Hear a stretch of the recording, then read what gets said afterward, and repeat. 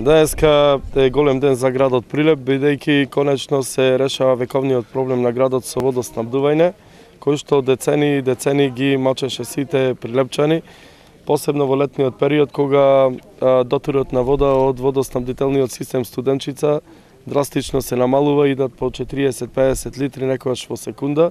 Со овие бунари кои што се ископани во местноста Бегова ливада, конечно се решава тој проблем. Вредноста на проектот изнесува над 1.100.000 евра, се работеше во 3 фази и конечно дојде до нивно завршување и вклучување во водоснабдителниот систем на градот Прилеп.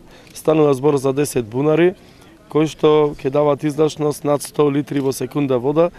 Навистина овој проект е многу значаен за градот Прилеп, бидејќи пред се во летните периоди нема да има повеќе проблем со водоснабдувањето. Се случуваше во текот на летните периоди Студенчица да има помала издашност, тоа значи помали количини за градот Прилеп. Кога ќе има таков случај, тогаш се вклучуваат бунарите и воопшто пред се високите зони во градот Прилеп нема да имаат проблем со водоснабдувањето.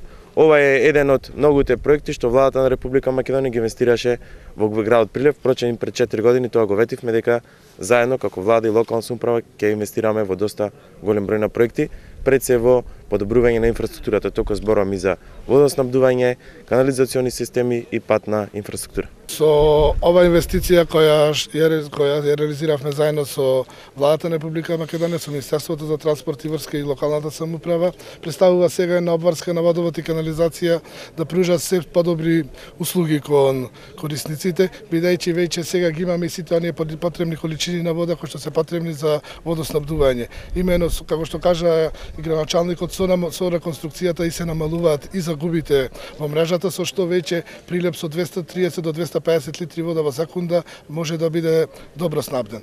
За овој проект сакам да кажам дека се работеше со најквалитетни материјали, се работеше со француската фирма Понтамасон, односно се напоставија лиено железницевки кои што имаат гаранција над 50 години, се работеше со италијанската фирма Ловара, од каде што беа набавени пумпите, што значи дека се направи еден европски проект со материјали кои што гравитираат во Европската унија.